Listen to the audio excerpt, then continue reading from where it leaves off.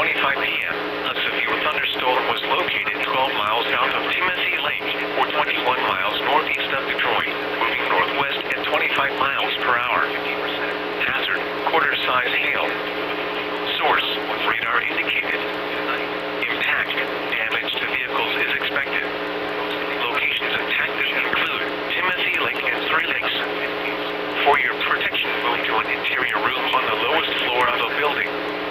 Prepare immediately for large hail and deadly cloud-to-ground lightning. Seek shelter inside a well-built structure. Stay away from windows. Gusty winds to 40 miles per hour may also occur with this storm. Highs in the mid-70s.